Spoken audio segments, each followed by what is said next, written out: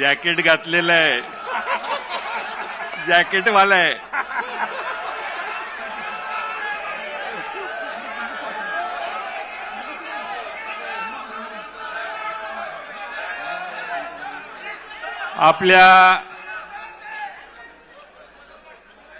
आपल्या सर्वांचं दैवत, देशाचे नेते, ज्यांच्या आयुष्याच्या कारकिर्दीत फार थोडक्यात मगाशी एक झलक आपल्याला दाखवण्याचा प्रयत्न एका फिल्मच्या माध्यमातून केला, ते आपल्या पक्षाचे राष्ट्रीय अध्यक्ष आदरणीय पवारसाहेब, आपल्या पक्षाच्या राष्ट्रीय कार्याध्यक्षा आदरणीय सुप्रियाताई, या निमित्ताने उपस्थित असणारे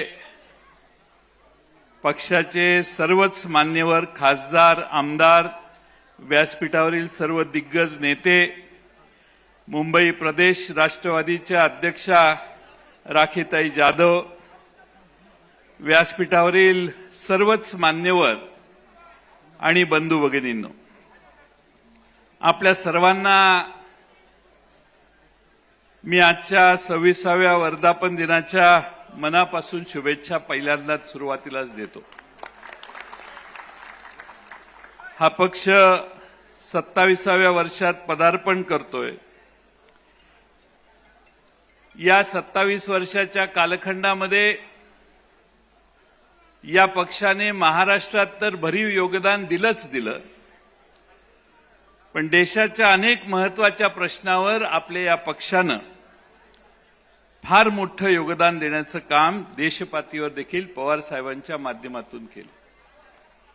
या देशाच्या अन्नधान्याचा प्रश्न असो, या देशात संरक्षण विभागात महिलांनी काम करण्याचा प्रश्न असो, या देशातले असे अनेक आमूलाग्र निर्णय आणि महाराष्ट्रातले निर्णय जे समाज सुधारणेचे होते, ते आपले नेते आदरणीय पवार साहेबांनी त्यांच्या कारकिर्दीत घेतले. खरं म्हणजे कालच परवा ऑपरेशन सिंदूर पार पडले. ऑपरेशन सिंदूरच्या साठी आमचं हे ऑपरेशन का करण्यात आलं, यासाठी देशानं जगभर संसदेच्या शिष्टमंडळांना पाठवलं.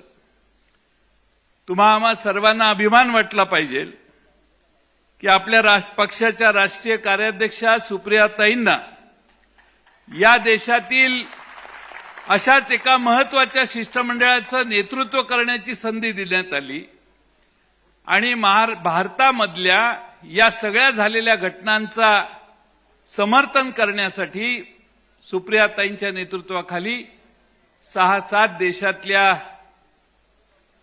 मान्यवरांना जाऊन भेटण्याचं काम सुप्रियाताईंनी केलं आणि भारताची त्यांनी अतिशय समर्थपणाने बाजू मांडली. कोणताही आतताईपणा त्यात नव्हता. भारताला हे का करावं लागलं याचं समर्थन अतिशय प्रभावीपणाने सुप्रियाताईंनी दक्षिण आफ्रिकेपासून अनेक देशात जाऊन केलं. मी आपल्या सर्वांच्या वतीनं सुप्रियाताईंचं त्यासाठी मनापासून अभिनंदन करतो. आपण सगळ्यांनी टाळ्याच्या गजरात सुप्रियाताईंना या कामगिरीबद्दल धन्यवाद दिले पाहिजेत. आपले अनेक मतभेद असतील पक्षीय पातळीवर दुसऱ्या राजकीय पक्षांशी, पण जेव्हा जेव्हा परराष्ट्र धोरणाचा प्रश्न येतो, या देशाच्या संरक्षणाची भूमिका पुढे मांडावी लागते, त्या ठिकाणी आपल्या पक्षाने आणि आदरणीय पवार साहेबांनी आम्हा सगळ्यांना सांगितलेलं आहे की देशहिताची भूमिका ही सर्वप्रथम घेतली पाहिजे. शत्रूला धडा शिकवण्याची वेळ येते त्यावेळी देश एकसंघ असला पाहिजे आणि म्हणून तेव्हा आम्ही या देशाच्या कायम बरोबर राहण्याचं काम पवार साहेबांनी त्यांच्या आयुष्यात केलंय. गेल्या लोकसभेच्या निवडणुकीत आपल्याला प्रचंड यश मिळालं. त्या यशाचे मानकरी बहुतेक सगळे खासदार आज व्यासपीठावर आहेत. आपल्या सगळ्यांनी बरीच मेहनत घेतली आणि हा निकाल लागला. पण त्यानंतर काही महिन्यात विधानसभेच्या निवडणुका झाल्या आणि निराशाजनक निकालाचा सामना आपल्याला करावा लागला. देशाच्या राजकारणात भीष्म पितामह म्हणून जे नेते आजही सगळे मान्यता करतात त्यांनी महाराष्ट्र उलटा पालथा केला. महाविकास आघाडीच्या विजयाची फक्त औपचारिकताच बाकी आहे असं वाटत होतं. 11 कोटी जनतेला तो विश्वास होता, पण निकाल मात्र थोडेसे वेगळे लागले. निवडणुकीची प्रक्रिया संशयास्पद होती. अलीकडच्या काळात एक निवडणूक आयोगाच्या कामकाजाबद्दल विरोधी पक्ष नेत्यांनी देशाच्या एक पत्र लिहून बऱ्याच प्रश्नांचा खुलासा निवडणूक आयोगाला मागितलेला आहे. निवडणूक आयोग काही बोलत नाहीये, पण बाकीचेच लोक खुलासे करण्यात गुंतलेले आहेत. निवडणूक आयोगाला खुलासा करू द्या. इतरांच्या खुलाशाची या देशातल्या जनतेला अपेक्षा नाहीये, पण आहेत लोक शेवटी काही चुकचुकतं मनात, त्यावेळी माणसं स्पष्टीकरण देण्यासाठी चटकन पुढे येतात. असा काहीसा प्रकार मला महाराष्ट्रात दिसतोय. आपल्या सगळ्यांना लक्षात असेल, पूर्वी निवडणूक आयुक्ताच्या निवडीत देशाच्या सरन्यायाधीश असायचे. कायदा बदलला, त्यांना त्या प्रक्रियेतून बाहेर काढण्यात आलं.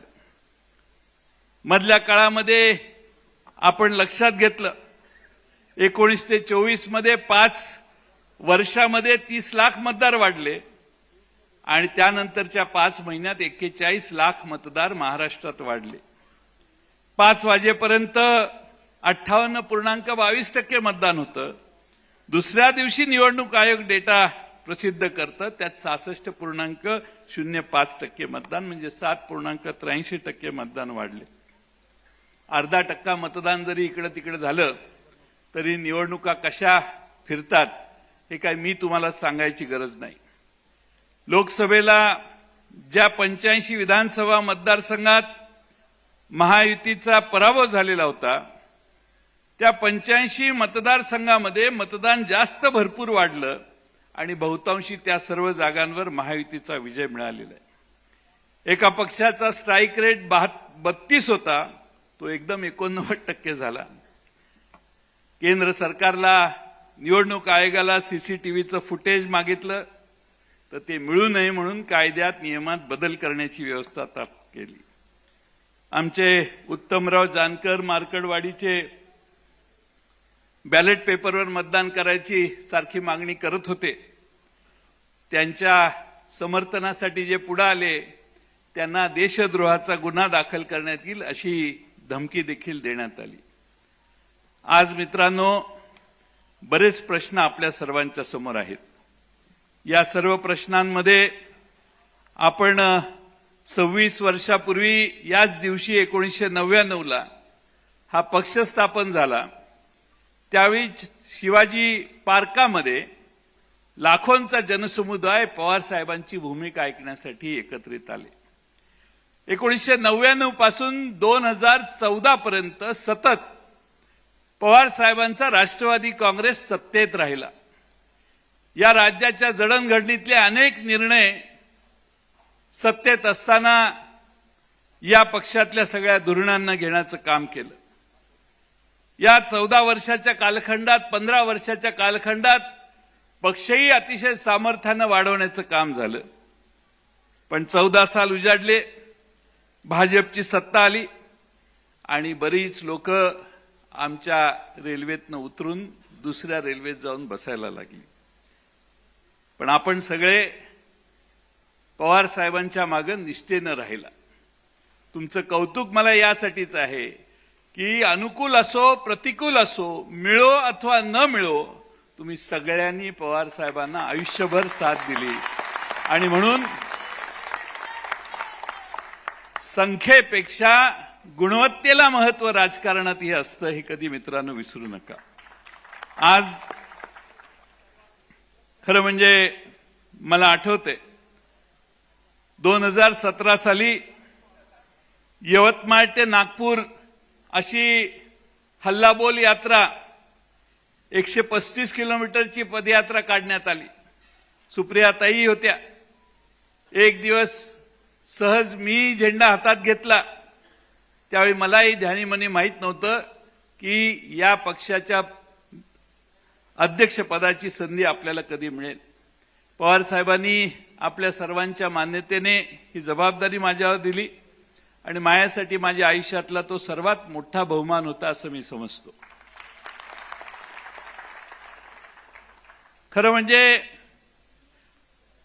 आमच्या समोर माझ्यासारख्या कार्यकर्त्यांच्या समोर आदर्श कोण?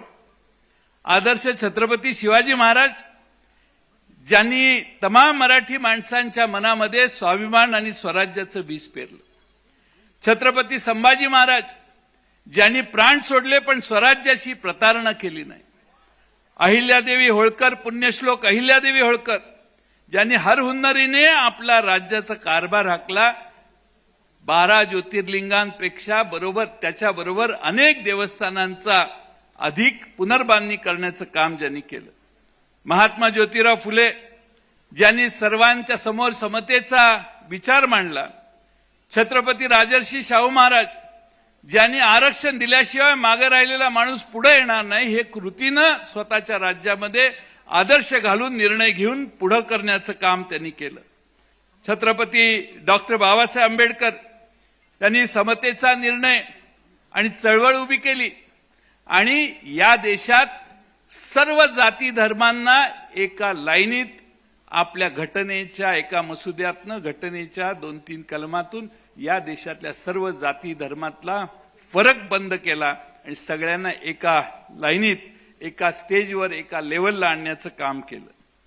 खरं म्हणजे कर्मवीर भाऊराव अण्णांनी बहुजनांच्या उन्नतीसाठी काम केलं आणि स्वर्गीय यशवंतराव चव्हाण साहेबांनी या महाराष्ट्राच्या प्रगतीचा पाया घातला.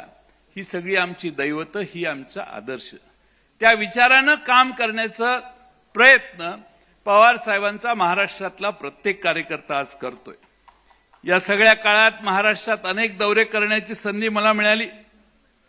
2018च्या शेवटापर्यंत परिस्थिती फारच बदललेली होती.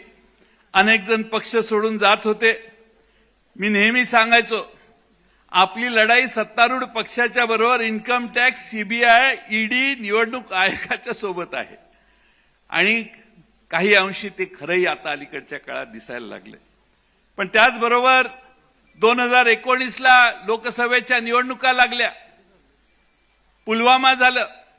पुलवामा झाल्यावर आमचे फक्त 4 खासदार निवडून आले: बारामती, सातारा, रायगड आणि शिरूर. पुन्हा आम्ही सगळे विधानसभेच्या कामाला लागलो. विधानसभेच्या कामाला लागल्यावर एक दिवस पवार साहेबांनाच ईडीने नोटीस दिली. ईडीने नोटीस दिल्यावर पवार साहेब म्हटले, मला काय बोलवता, मीच येतो ना तुमच्याकडे. पवार साहेब असं म्हटल्यावर महाराष्ट्रभर जनतेनं बॅनर लावले, मी येतोय म्हणून. लोक रस्त्यावर उतरली. लोक बघून पोलीस अधिकारी पवार साहेबांच्या घरी येऊन सांगायला लागले, साहेब तुम्ही काय येऊ नका. ईडीनं निरोप पाठवला, गरज असेल त्याच वेळी तुम्हाला बोलवू, तुम्ही काय साहेब येऊ नका, आता सध्या काही गरज नाही. पण वातावरण ढवळून निघालं. मी डॉक्टर अमोल कोल्हे इथं आहेत. आम्ही पहिल्यांदा त्यावेळी शिवस्वराज्य यात्रा 1 ही आम्ही काढायचं काम केलं. प्रचंड प्रतिसाद मिळाला. महापूर आला लोकांचा. लोकांच्या महापुराबरोबर त्यावेळी दक्षिण महाराष्ट्रामध्ये महापुरानं थैमान घातलं. पवार साहेबांनी निर्देश दिले सगळ्या कार्यकर्त्यांना, पदाधिकाऱ्यांना की जात, धर्म, पात काहीही फरक न करता सगळ्यांना तुम्ही जाऊन मदत करा. आणि सगळे महाराष्ट्रातले राष्ट्रवादीचे कार्यकर्ते धावून गेले. मला अभिमान आहे, मी त्या भागातला आहे. पवार साहेबांच्या एका आव्हानाने नाशिक पासून, धुळे, नंदुरबार पासून पिंपरी चिंचवड, पुणे असेल, इकडे ठाणे जिल्हा असेल, सगळ्या कोकणातनं सगळे येऊन त्या ठिकाणी मदत करण्यासाठी धावून आले. आणि एका पवार साहेबांच्या शब्दामध्ये किती मोठी किंमत आहे हे कोल्हापूर, सातारा, सांगली जिल्ह्यातल्या जनतेला त्यावेळी कळलं. सरकारची परिस्थिती नसताना, सरकारमध्ये आम्ही कोणीच नव्हतो, त्यावेळी पवार साहेबांच्या आव्हानाला प्रतिसाद देऊन हजारोच्या संख्येनं तुम्ही महाराष्ट्रातल्या त्या भागातल्या जनतेला मदत करायला गेला. खरं म्हणजे पुन्हा निवडणुका आल्या. राष्ट्रवादीला तुमच्या सगळ्यांच्या प्रयत्नाने 54 जागांवर यश मिळालं. घवघवीत यश मिळालं. माणसं म्हणायची 20-22 जागा येतील, पण आपण 54 जागापर्यंत पोहोचलो. खरं म्हणजे त्यानंतर पवार साहेबांच्या किमयेने आपण 2-2.5 वर्ष सत्तेत देखील गेलो. खरं म्हणजे सत्तेत जात असताना काय झालं, आधी काय झालं, तो इतिहास मी तुम्हा सगळ्यांना सांगण्याची गरज नाही. पण त्यानंतरचे निर्णय झाले, संघटना फुटू नये यासाठी सर्व गोष्टींचा त्याग करत, सर्व गोष्टी थोड्याशा दुर्लक्षित करत आपण सगळे एकत्रित राहण्याचा प्रयत्न केला. खरं म्हणजे सत्तेत आल्यानंतरही आम्ही कुणी शांत बसलो नाही. राष्ट्रवादी काँग्रेस पक्ष अभिप्राय असा एक नवा उपक्रम आपण कोविड आल्यावर सुरू केला. मला सांगायला आश्चर्य वाटतंय आणि अभिमानी वाटतो की महाराष्ट्रामध्ये आरोग्य मंत्री म्हणून राजेश टोपेंनी कोविडच्या काळात जे काम केलं त्याला देशातल्या कुठलाही आरोग्य मंत्री त्याची तुलना करू शकत नाही. आणि त्यामुळं घराच्या बाहेर पडता येत नव्हतं, तर मग कार्यकर्त्यांनी बसून काय करायचं म्हणून ऑनलाईन राष्ट्रवादी पक्ष अभिप्राय हा आपण अभिनव उपक्रम केला. महाराष्ट्रातनं 8 लाख कार्यकर्त्यांनी थेट पवार साहेबांना पक्ष सुधारणेच्या, पक्षात काय आवश्यक आहे काय नाही याच्या सूचना केल्या. चांद्यापासून बांद्यापर्यंत आम्ही त्या काळात देखील गेलो. आम्ही खरं म्हणजे महाराष्ट्रात परिवार संवाद यात्रा सुरू केली. परिवार संवाद यात्रा महाराष्ट्रातल्या कानाकोपऱ्यात नेण्याचं काम माझ्या सर्व फ्रंटलचे पदाधिकारी सगळे होते, त्या सगळ्यांनी मला साथ दिली आणि चांद्यापासून बांद्यापर्यंत गेलो. भाषण करायला नाही, लोकांचं गाऱ्हाणं ऐकायला, कार्यकर्ते काय म्हणतात हे बघायला आणि पक्षाची त्या मतदारसंघातली अवस्था बघायला. खरं म्हणजे 8-9 वाजता आमचा दिवस सुरू व्हायचा. सक्सेना होती बरोबर, मेहबूब होता, अनेक प्रमुख फ्रंटलचे मान्यवर नेते आमच्याबरोबर असायचे. सकाळी 9 वाजता चाललेला दिवस पहाटे 4 वाजता देखील काही वेळा संपलेला आहे. एवढी महाराष्ट्रामध्ये कार्यकर्त्यांची अतिशय उत्साही भावना त्यावेळी आम्ही सगळ्यांनी बघितली. 1 तास राष्ट्रवादीसाठी हाही प्रयोग आपण सुरू केला. ज्यांनी हा प्रामाणिकपणाने केला त्यांना त्याचा फायदा झाला. फायदा होत असताना मधल्या काळामध्ये शेतकरी आक्रोश मोर्चा आपण सत्तेच्या बाहेर गेल्यावर आपण सुरू केला. शेतकऱ्यांचे पैसे सरकार देत नाही म्हणून शेतकरी आक्रोश ही भूमिका देखील आपण यवतमाळ, अमरावती या ठिकाणी आम्ही सगळ्यांनी मोर्चे काढले आणि लोकांच्या भावना महाराष्ट्रातल्या सरकारला पोहोचवण्याचं काम सत्तेत नसल्यामुळे आपण त्यावेळी केल्या. पक्ष फुटला. आपली भूमिका लोकांपर्यंत सांगण्याचा सगळ्यात उत्तम उपाय म्हणजे टू द पॉइंट कार्यक्रम. डॉक्टर अमोल कोल्हे बसलेले आहेत आणि पॉडकास्ट सिरीज आपण सुरू केली आणि अमोल कोल्हे यांच्यासोबतचा हा पॉडकास्ट होता. सुप्रियाताई, अनिल देशमुख, जितेंद्र आव्हाड, राजेश टोपे, मी असेन, आम्ही सगळ्यांची मुलाखत अमोल कोल्हेंनी त्यावेळी अतिशय परखडपणाने घेतली आणि सरकारच्या, आमच्या पक्षाची फूट झाल्यानंतरची आमची भूमिका जनतेपर्यंत पोहोचवण्याचं काम केलं. निष्ठावंत संवाद दौरा देखील त्यावेळी झाला. शिवस्वराज्य यात्रा 2 मागच्या विधानसभेच्या आधी आम्ही सगळ्यांनी सुरू केली आणि त्याची समारोप शेवटचा कार्यक्रम माझ्या मतदारसंघात झाला. पवारसाहेब आलेले, पाऊस धो-धो पडला, स्टेज सगळं मैदान भरलेलं, मोकळं झालं. मला धस्त झालं की आता काय खरं नाही आपलं.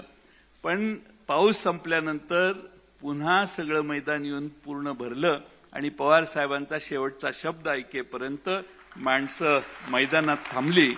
हा पाठिंबा पवार साहेबांना त्यांच्या आयुष्यभर जनतेनं महाराष्ट्रात दिला. लोकसभेत 8 जागा निवडून आल्या.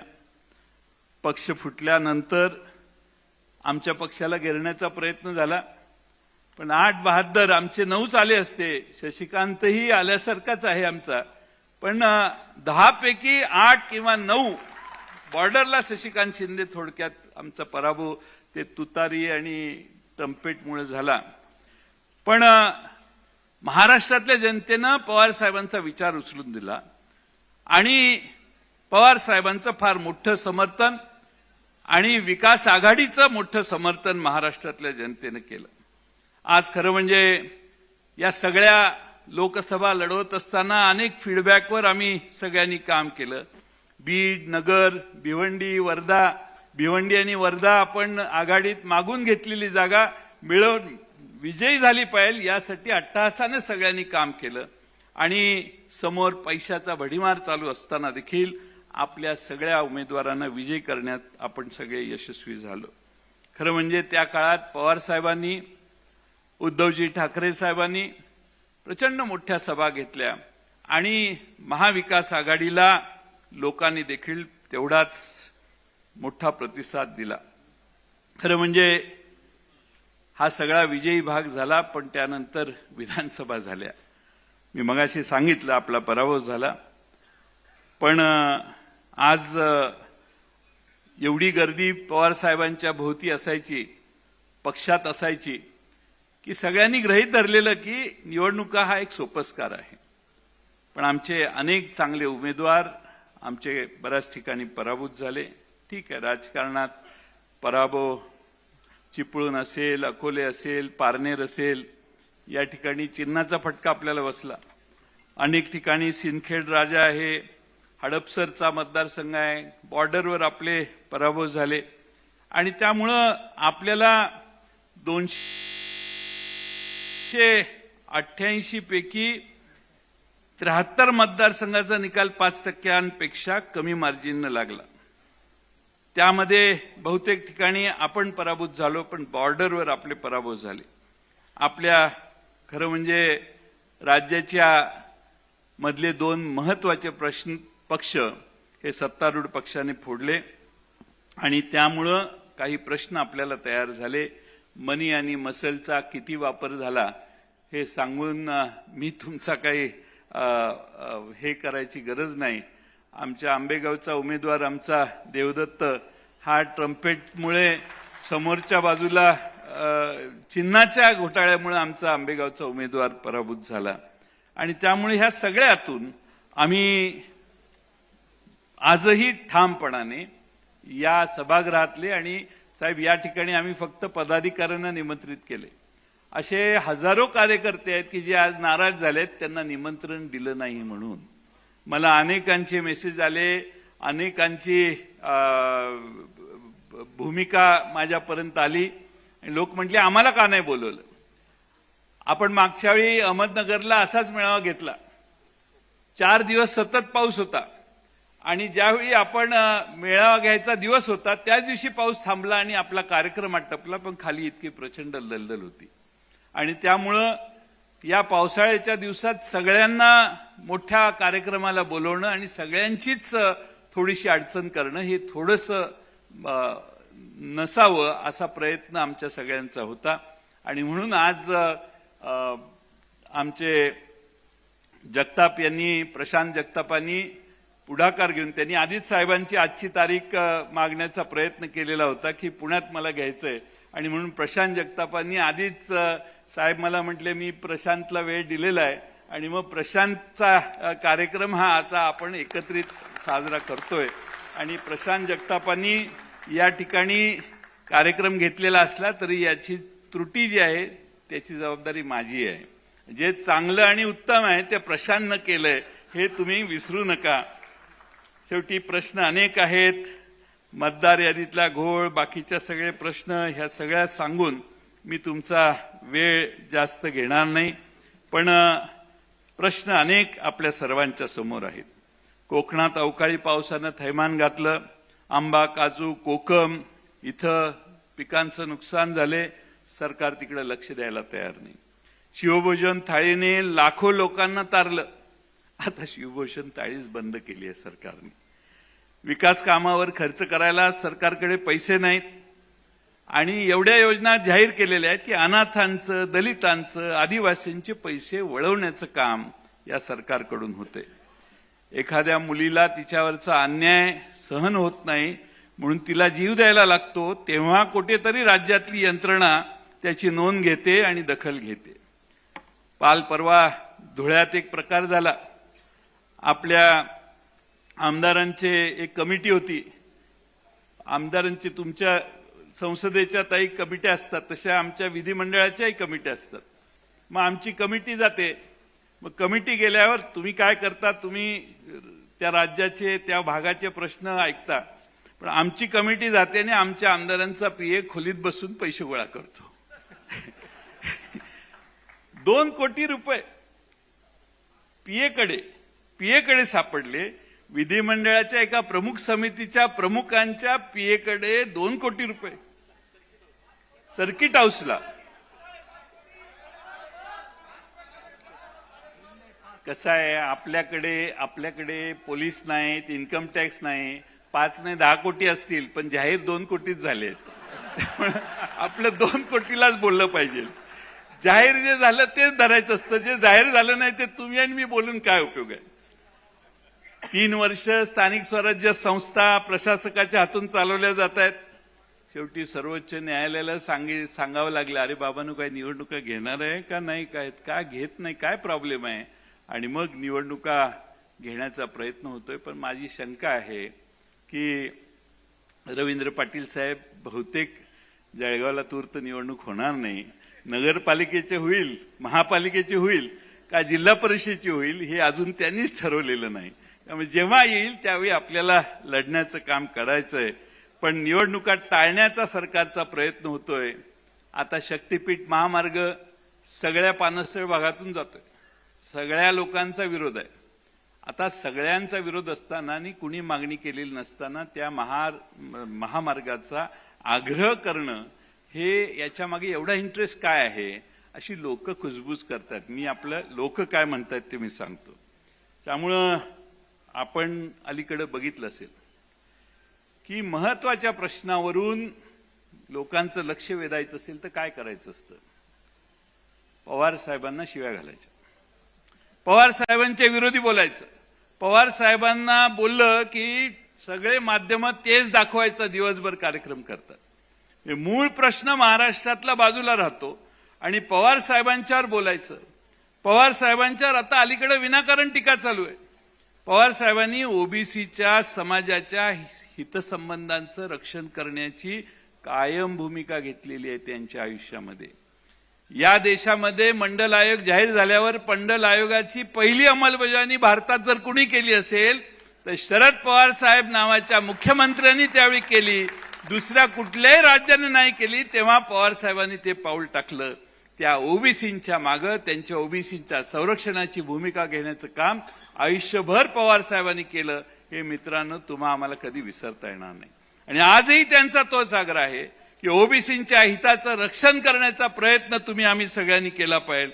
कोणत्याही बाबतीत पूर्ण ताकदीनं ओबीसींच्या भूमिकेचं, ओबीसींच्या संरक्षणाची भूमिका आपल्या सगळ्या कार्यकर्त्यांनी आयुष्यभर पाळली. कारण आपला आदर्श मंडल आयोगाच्या अंमलबजावणीपासून शरद पवार साहेबांनी घालून दिलाय. हे मित्रांनो विसरता येणार नाही. खरं म्हणजे मी आता हळूच विचार करत असतो. बऱ्याच वेळेला पवार साहेबांना अजूनही टीकेचं केंद्र ठरवतात. जितेंद्र आव्हाड त्याचा अर्थ अभी भी पवार साहब का डर बाकी है.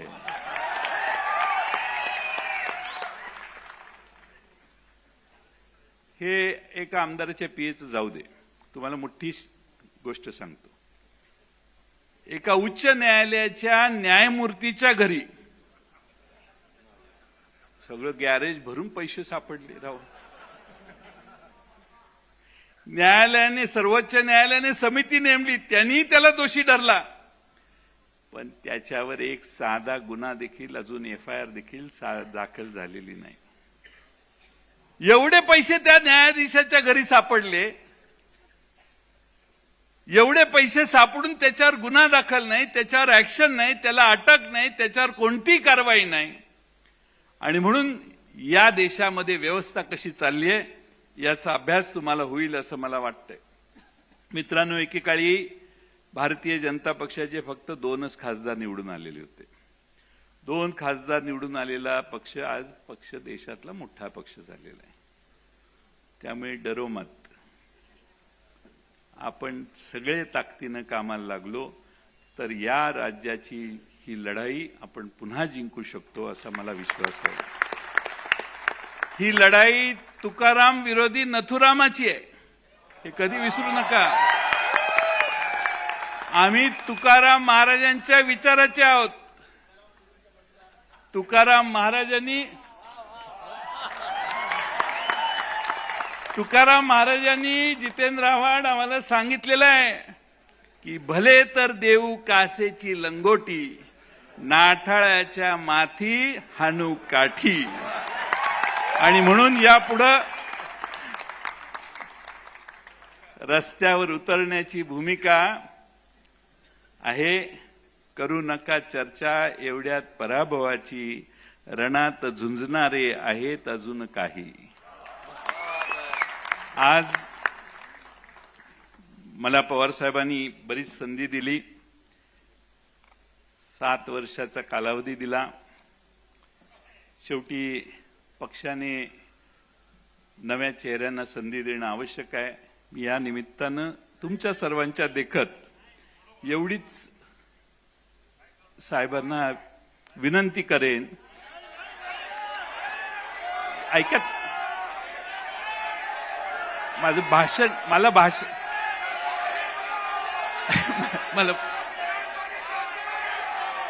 आगे बढ़ेंगे, तुम बैठो.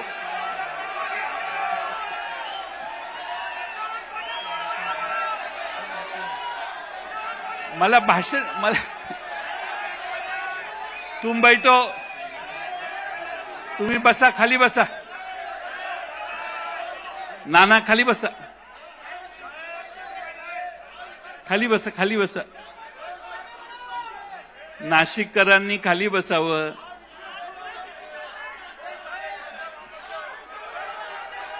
शेवटी पक्ष पवार साहेबांचा आहे, त्यामुळे पवार साहेबांनी याच्यावर योग्य तो निर्णय, कारण आता आपल्याला बरंच पुढे जायचंय आणि त्यामुळं मी पवार साहेबांचे मनपूर्वक आभार मानतो, आपल्या सर्वांचे आभार मानतो आणि माझे 2 शब्द पूर्ण करतो.